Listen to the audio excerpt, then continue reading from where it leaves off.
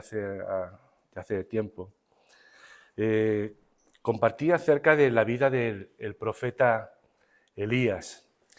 Creo que se me escucha bien, ¿no? No hace falta que se me ponga el micro, ¿o sí? Pregunto. ¿Los de atrás me escucháis bien? Bien, perfecto. Os decía que la última vez que compartimos la palabra, que la compartí yo con vosotros el domingo, hablamos acerca de la vida del profeta Elías, pero aunque en la Biblia solo se recogen varios capítulos hablando acerca de él, de los acontecimientos que le rodearon y tal, lo cierto es que no pudimos terminar porque me quedé en la mitad, digámoslo así. Entonces me pareció bien hacer un pequeño repaso de lo que hablamos en aquella primera vez acerca de su vida y terminar la serie de acontecimientos que ocurrieron con él, que también están aquí escritos, que son muy interesantes y que no pudimos ver, no pudimos tocar.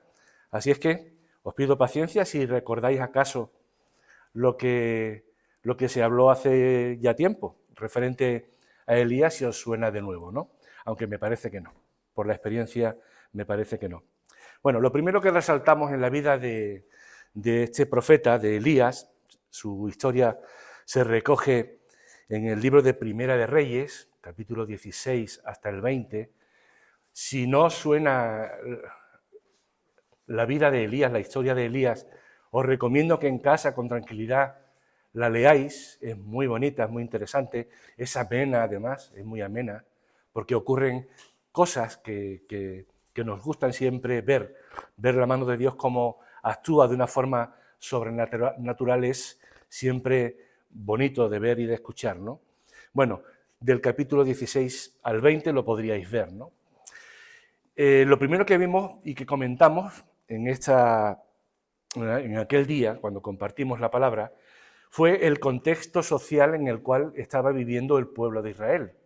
Elías era un profeta, era un hombre escogido por Dios para dar un determinado mensaje. No un mensaje del profeta, un mensaje de Dios, importante, ¿verdad? No un mensaje del profeta, un mensaje de Dios. El verdadero profeta es el que da el mensaje de Dios. Y Elías fue escogido para esto, ¿no? Y fue escogido para dar un mensaje al pueblo de Dios en una situación que no sé si probablemente se haya visto el pueblo de Israel en otra tan fea, digámoslo así, ¿no? Porque la situación moral y espiritual de aquellos días era tremenda en el pueblo de Israel. En Israel estaba gobernando un rey del que se dice que, si no fue el más malo de los que reinó en Israel, pues sería el segundo, el rey Acab. Y el contexto social, como os digo, era tremendo. Este hombre, este rey, había incluso derribado los altares de adoración a Dios, a Jehová, el único Dios verdadero, el Dios del pueblo de Israel, y había construido dioses a Baal, a templos para adorar a dioses como Baal, como Asera, en el propio pueblo de Dios. O sea, os podéis hacer una idea, ¿no? Una imagen de cuál era la situación en la cual estaba viviendo el pueblo de Israel. Sus líderes hacen este tipo de cosas, tenían un montón de profetas falsos, obviamente, la mayoría de ellos, que le seguían, y todo eso trasladado al pueblo. Pues el pueblo vivía el mismo caos espiritual que vivían ellos, ¿no? Y en este contexto viene este hombre, Elías. ¿Quién es? ¿Quién es Elías? Bueno, Elías era, dijimos, un hombre del pueblo, un hombre corriente, un hombre como tú y como yo. Santiago lo dice, un hombre corriente, como tú y como yo. Vivía en un pueblo pequeñito, no era un hombre especial, no era un hombre que había estudiado en el instituto en lo que queráis. Este hombre tenía los conocimientos normales y sencillos de la vida de la población. No había ido a la escuela de profetas de Israel a estudiar y tenía una carrera, tenía un título. No. Este hombre era un hombre normal y corriente. Ya hablamos de esto también en otras ocasiones, ¿verdad? Es curioso cómo Dios hace las cosas a su forma y a su manera, que a veces a veces, no coincide con las nuestras, ¿no? Quizá para una gran tarea nosotros como hombres pensamos, pues hay que acoger a un gran hombre, ¿no? Dios no piensa así, Dios obra de otra forma y luego veremos el porqué, ¿no? Hablamos del nombre también, de su nombre, Elías. Todo tiene sentido. Dios hace las cosas de una forma que no es como nosotros, hermanos. Hay que reconocerlo. El nombre de Elías, ¿alguien se acuerda de qué significaba el nombre de Elías? Ahí está. Mi Dios es Jehová, Jehová es mi Dios, el Señor es mi Dios. Pues el Señor es mi Dios fue escogido por Dios para dar un mensaje a un pueblo y a un rey y a un liderazgo que estaba haciendo precisamente lo contrario. Había apartado a Dios y había puesto otros dioses, Baal y otros más, ¿verdad? ¿Os parece adecuado el nombre, verdad? Él va a dar el mensaje. Podría haber sido otro que se llamara Manuel o Antonio o David. No, no, no. Va a ir él, porque su nombre habla por sí solo también, ¿verdad? Mi Dios es Jehová. Mi Dios es Jehová. Ante un pueblo que estaba totalmente confundido, adorando a Baal en su propia tierra, ¿no? Luego vemos su llamado, ¿no? Él fue escogido por Dios y tenía un llamado, tenía que dar un mensaje. En toda la historia que si la leéis, en toda la historia de este hombre, vais a ver cómo en ningún momento, este hombre se echó atrás, se escondió. En ningún momento este hombre tuvo miedo, en todo momento obedeció literalmente cada una de las pautas que Dios le fue dando. Cada una de las pautas, y una de ellas fue, por supuesto, la obediencia. Él no cuestionó las órdenes o las cosas que Dios les iba mandando, por muy ilógicas que le pudieran parecer a él, o a mí, o a ti incluso, ¿no? Porque quizás pienses, bueno, un profeta es escogido por Dios para dar un mensaje a un pueblo, a un rey, a un liderazgo del pueblo. De acuerdo, por lo tanto tiene que estar este hombre allí, presente, para que dé el mensaje. Dios le dice, una vez que has dado el mensaje, le dice a este hombre, ve y escóndete. Y tú dices, cuando lees el pasaje, dices, ¿cómo que escóndete? Tendré que estar allí, ¿no? Dando la cara por ti, diciendo, hermanos, que estáis equivocados, que no puede ser, que este Dios al que ustedes adoráis no es el Dios de Israel. No, Dios le dice, escóndete. Y él, sin rechistar, sin dudar, allí va y se esconde. Se esconde, como recordáis, en el arroyo de Kerit, allí junto a un arroyo, apartado, solo. También hablamos de esto, estuvo mucho tiempo solo, porque estamos hablando de años, solo en el arroyo. Y Dios le proveía la comida por medio de unos animales, ¿recordáis? Unos cuervos, y el arroyo que estaba allí para poder beber, porque como hombre tenía esas necesidades vitales, ¿verdad? Y aquello le sirvió a él de eso, de lo que no tenía al principio hoy hablamos, de seminario teológico, porque todo ese tiempo estuvo él solo, en una comunión íntima con el Señor. Yo creo que Dios lo estaba preparando para todo lo que le quedaba por recorrer y por vivir. Y ahí estaba solo pero no solo, porque estaba viviendo día a día la provisión de Dios para su vida, ¿verdad? Allí solo apartado, no le faltó comida, no le faltó agua, no le faltó la compañía y la provisión del Señor. También vimos que otra faceta importante en esta historia es la confianza, ¿verdad? El profeta fue obediente y el profeta practicó la confianza, porque Dios lo mandó allí, al arroyo, pero el arroyo llegó un tiempo, ¿verdad?, en el que se secó. Era lógico.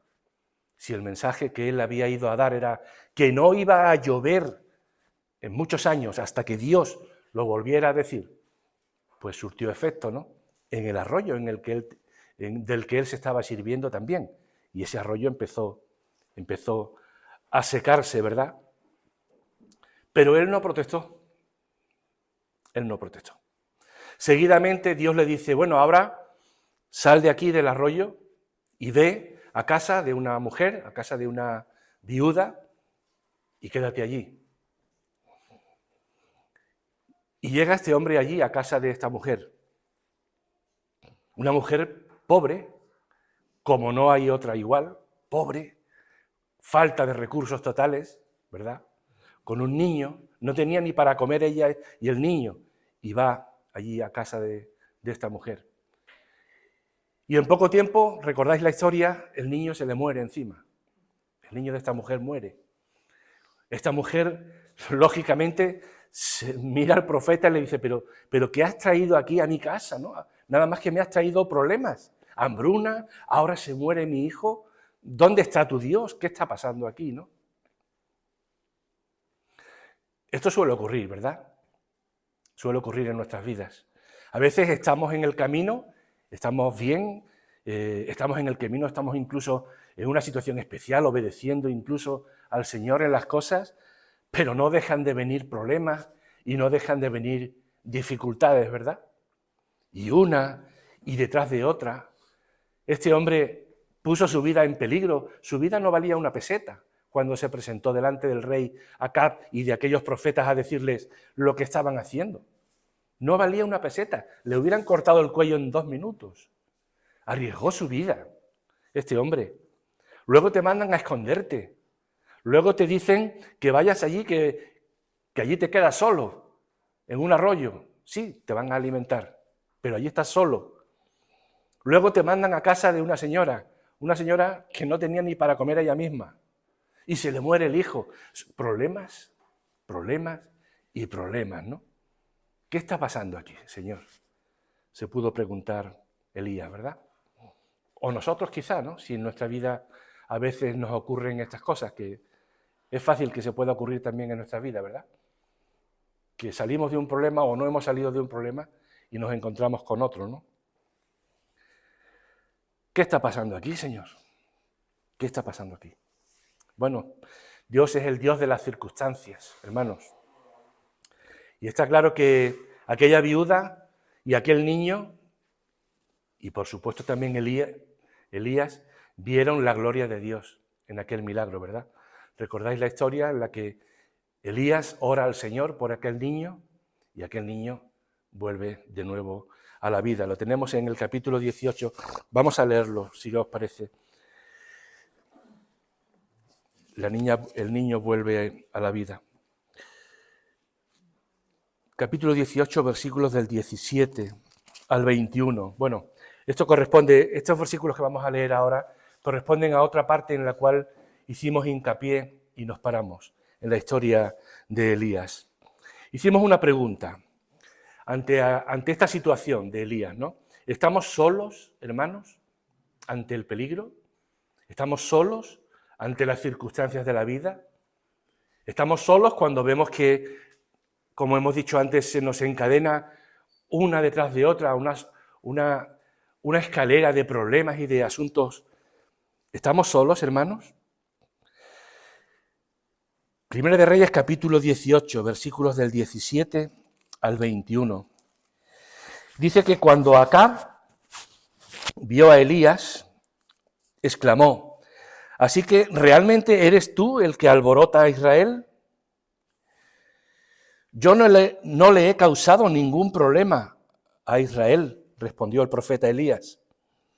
Tú y tu familia son los alborotadores, porque os negasteis a obedecer los mandatos del Señor. En cambio, habéis rendido culto a las imágenes de Baal.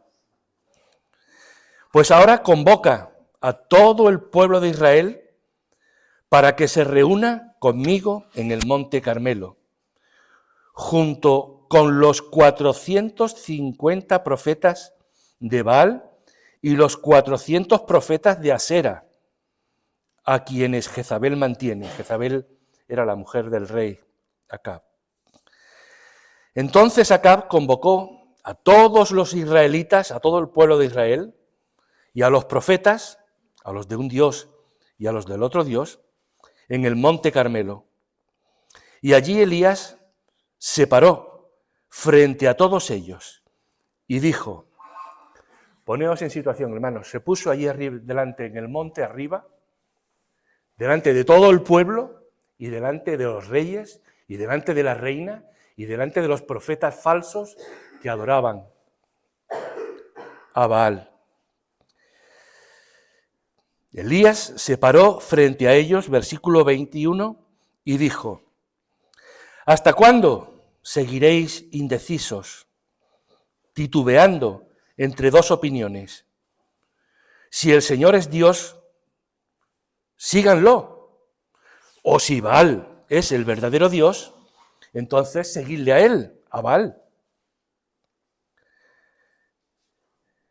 Termina el versículo diciendo esta frase, fijaos. Sin embargo, la gente, el pueblo, se mantenía en absoluto silencio.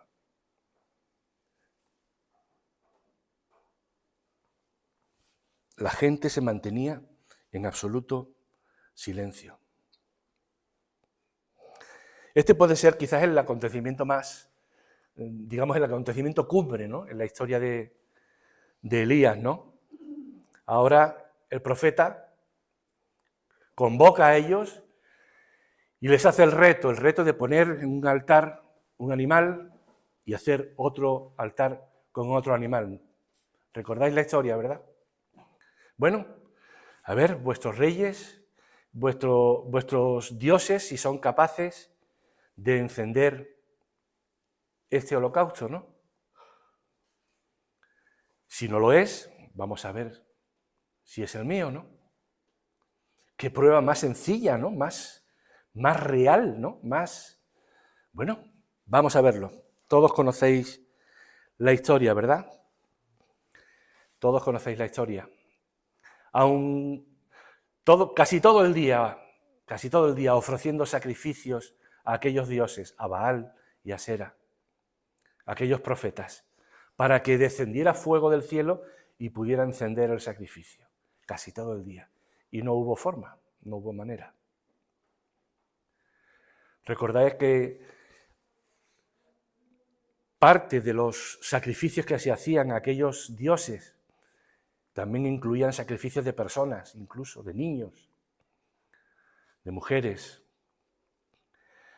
Sin embargo, Elías solo tuvo que invocar, orar. Y aun habiendo mojado todo aquello, como cuenta el texto, súper mojado, para ponerlo aún más difícil, el Señor hizo que descendiera fuego del cielo, ¿verdad? Quizás fuera este el incidente o el milagro más relevante, ¿no?, de este profeta, ¿no? Elías enfrentó con valentía una vez más y con obediencia aquella situación frente a todos aquellos, ¿no? Tenía fe Elías en el Señor, ¿verdad? ¿Y si Dios no hubiera querido darse a conocer ahí? No, sin duda que sí. La gloria de Dios la pudieron ver todos los que estaban allí presentes, ¿verdad? Hicimos un paralelismo entre el pueblo, aquel pueblo incrédulo al que se le enfrentó, Elías les enfrentó cara a cara con el Señor y les dijo: ¿hasta cuándo vais a estar así? Sin decir nada, callados. Hicimos un paralelismo entre el pueblo y la iglesia, o digámoslo así, el cristianismo, hoy día también, ¿verdad? Quizás no sean hoy dioses de madera, ni dioses de piedra, son otras cuestiones probablemente, ¿no? Quizás sean posesiones materiales o cuestiones de poder, ¿no?, de vanagloria, posiciones sociales. Quizás sean esos dioses contra los que hay que luchar hoy día, ¿verdad? Esos dioses ante los cuales cuando nos enfrentan, cuando la palabra de Dios nos enfrenta con ellos, hacemos lo mismo que hizo el pueblo, ¿no? Guardamos silencio, nos callamos. Es más fácil guardar silencio o esconderse, ¿no?, entre la multitud, difuminarse entre la multitud, que enfrentar lo que hay que hacer, las situaciones, ¿no? Juzgad vosotros qué es lo correcto. En esta historia que nos cuenta el profeta vemos varios milagros. Y hay que reconocer que sí, que Dios es el Dios de los milagros, sin duda ninguna. Una vez más, Dios habla fuerte y claro, dejando claro que la verdad vence sobre la mentira, ¿verdad?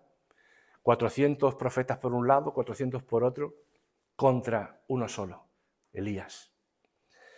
Pero él no estaba solo, él estaba con el Señor, ¿verdad? ¿Habéis experimentado alguna vez un milagro en vuestra propia vida?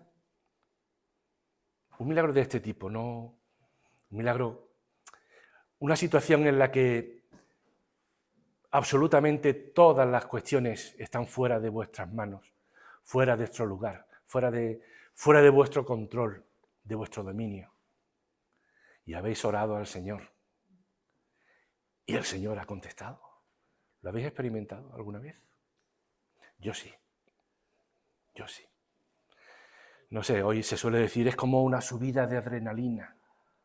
Bueno, lo que yo sentí lo recuerdo con mucho cariño y mucha alegría.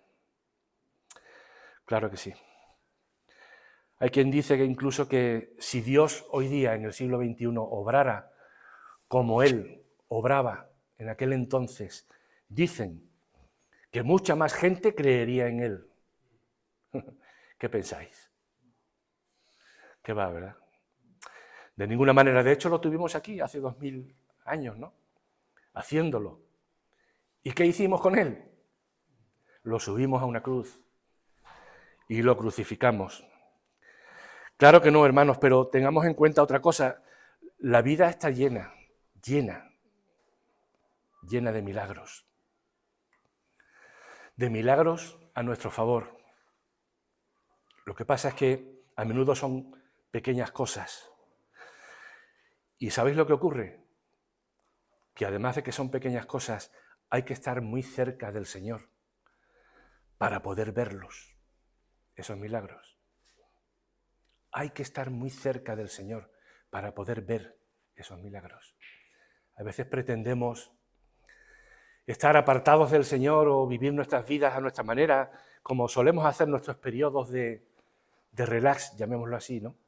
Y pretendemos que el Señor esté cerca de nosotros, ayudándonos, esté con nosotros, Hay que estar cerca del Señor, como estaba Elías, hermanos, como estaba Elías, para poder ver esos milagros. Acompañadme a leer unos versículos en el capítulo 18 de Reyes, versículos del 41 al 46. Primera de Reyes, capítulo 18, 41 a 46. Dice que luego Elías le dijo a Acab, ya había pasado todo, ya el sacrificio se había hecho, ya había quedado claro para todo el pueblo y para aquellos profetas falsos que solo hay un Dios verdadero, porque habían visto con sus ojos el milagro, ¿verdad? Lo habían visto. Bien, pues aún así, dice que Acab fue a comer y a beber. Elías, en cambio, subió a la cumbre del monte Carmelo y se inclinó hasta el suelo y oró con la cara entre las rodillas. Y luego le dijo a su sirviente, ve y mira hacia el mar. Su sirviente se fue a mirar y regresó donde estaba Elías. Y le dijo el sirviente, no vi nada. 7 veces le hizo Elías ir allí, que fuera a ver. Y finalmente la 7ª vez el sirviente le dijo, he visto una pequeña nube, como del tamaño de la mano de una persona, que sale del mar. Y Elías le gritó, corre, ve y dile al rey que se suba a su carro, que se vaya a su casa porque va a caer tela. Una pequeña nube, así, del tamaño de una mano. Él no la veía, el sirviente no la veía. Pero Elías sabía que aquello era una tormenta, ¿verdad? Elías sabía que la palabra de Dios se volvía a cumplir con otro nuevo milagro, precisamente el que cumplía el propósito suyo. Dios dijo que no iba a llover hasta que Él lo volviera a disponer y así fue. Ahora llegó la lluvia. ¿Os dais cuenta? A veces los milagros están ahí, son pequeños, no los vemos en nuestras vidas, porque para verlos hay que estar cerca. Buena comunión con el Señor. Y Elías la tenía. Hermanos, en el monte Carmelo se hicieron grandes milagros, sin duda ninguna. Pero en el monte Calvario se hizo sin duda ninguna el mayor milagro que se ha podido hacer por ninguna persona.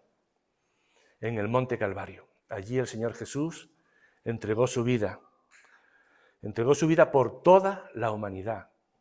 Y todo el mundo lo vio. Todos los que vivían allí pudieron verlo. Y así fue, ¿verdad?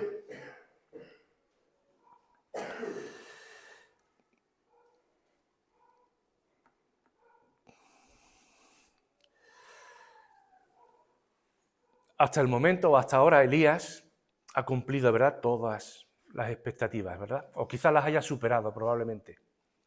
Sin embargo, otra pauta que vemos en la palabra de Dios. Dios nos habla de muchos grandes hombres, muchos. Pues de todos ellos. También nos habla no solo de las grandes cosas que hicieron por Dios, sino que también nos hablan de sus debilidades y de sus fallos, de sus pecados, ¿no es cierto? Podéis pensar en quien queráis. Moisés, qué grande, ¿no? La Biblia nos habla de muchas obras hechas por su mano en el nombre de Dios, pero también nos habló de sus debilidades, ¿verdad? De sus errores. David, ¿qué decir de David? Bueno, pues de Elías también, sin duda ninguna. Sus tropiezos, su debilidad. Yo pienso, a mi modo de ver, que hay muchas razones seguramente por las cuales Dios hace esto, ¿no? Pero yo quiero señalar dos de ellas. Una es porque es necesario que sea así, para que nos demos cuenta nosotros de que quien obra realmente es el Señor y no somos nosotros. A Él sea la gloria, que ha habido el milagro que hayáis podido experimentar en vuestras vidas. A Él sea la gloria, ¿no? No a los hombres, no a nosotros, ¿no? Y, por supuesto, ¿por qué no? La segunda, porque es necesario que experimentemos también, o nos viene muy bien, llamadlo como queráis, que experimentemos el carácter misericordioso que Dios tiene. ¿Por qué? Porque, hermanos, cuando caemos, cuando nos equivocamos, cuando tropezamos, Dios no nos desecha, Dios no nos rechaza. Al contrario. Él tiende su mano salvadora para poder restaurarnos cuando caemos.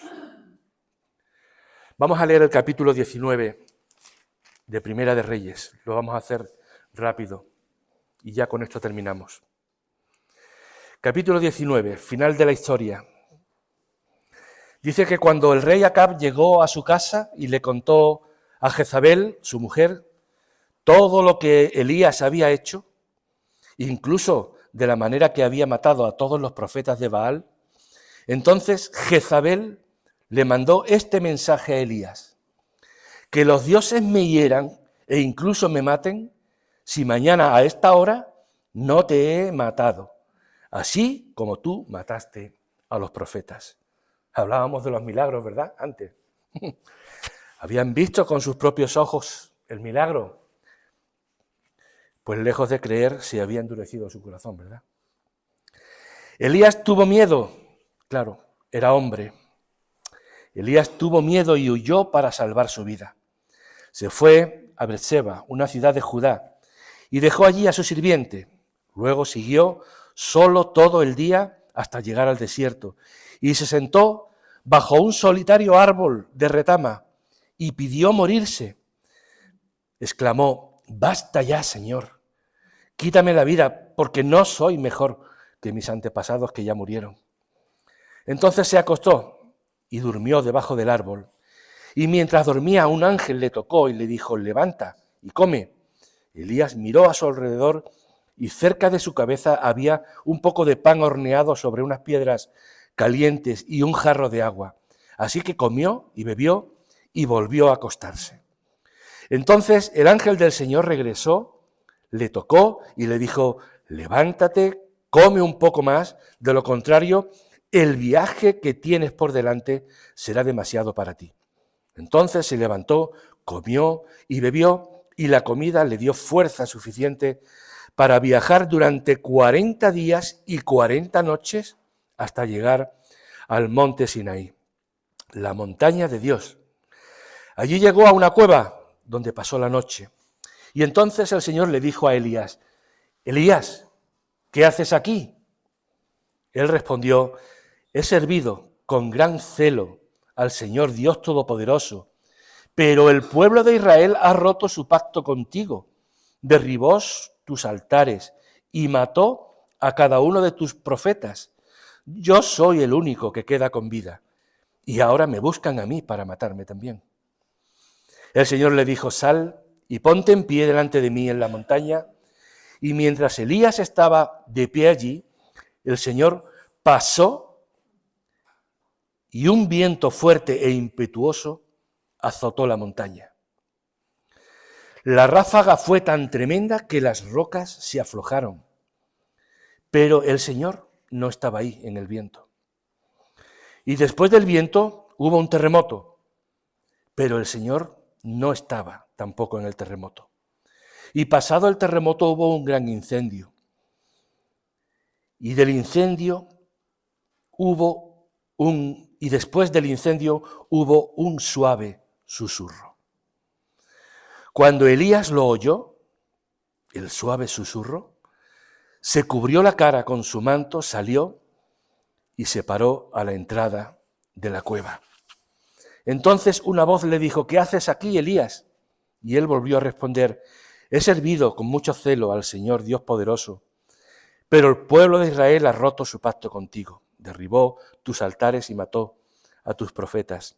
Yo soy el único que queda con vida, y ahora me buscan también a mí para matarme». Entonces el Señor le dijo: «Mira, regresa por el mismo camino que viniste y sigue hasta el desierto de Damasco». Y ahí le da de nuevo instrucciones. La debilidad del hombre, ¿verdad? Saltamos de la fe, obediencia y absoluta confianza en Dios a un episodio en el que el profeta dice: «Basta ya, Señor, no puedo más. No puedo más». Bueno, esto es una reacción totalmente natural, ¿verdad?, en los hombres. Lógicamente es natural y racional en los hombres cuando dejamos de poner nuestra mirada en Cristo, ¿verdad? Cuando dejamos de poner nuestra mirada en el Señor. ¿No recuerda este episodio a otro episodio muy conocido también en la palabra de Dios? ¿A qué os recuerda? ¿Nos viene a vuestra mente algo? ¿Nos viene a vuestra mente Pedro cuando estaba en la barca?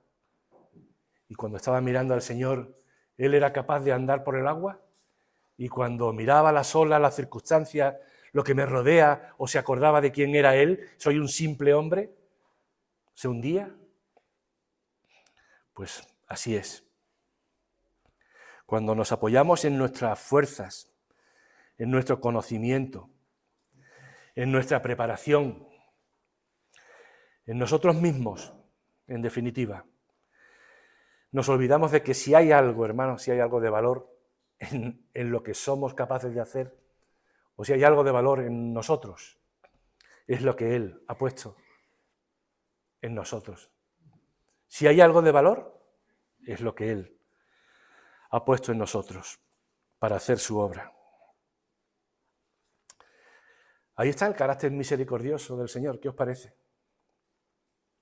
¿No os recuerda también a otra historia de la palabra de Dios esto? ¿No os recuerda el hijo pródigo? Le hizo lo que le hizo al padre, se marchó y luego cuando venía, ¿cuál era la actitud del padre? ¿Cuál fue durante todo el tiempo? Estar pendiente, ¿verdad? A ver si venía, no para castigarlo, no para recriminarle, sino para recogerlo en sus brazos, ¿verdad?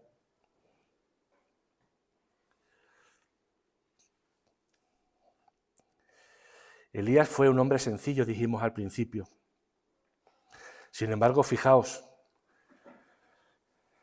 Santiago, el apóstol Santiago, hace referencia a él en el contexto de la oración que tiene poder. Y nos dice de él que era tan humano como cualquiera de nosotros, como tú y como yo. Sin embargo, oró a Dios y lo consiguió, ¿verdad?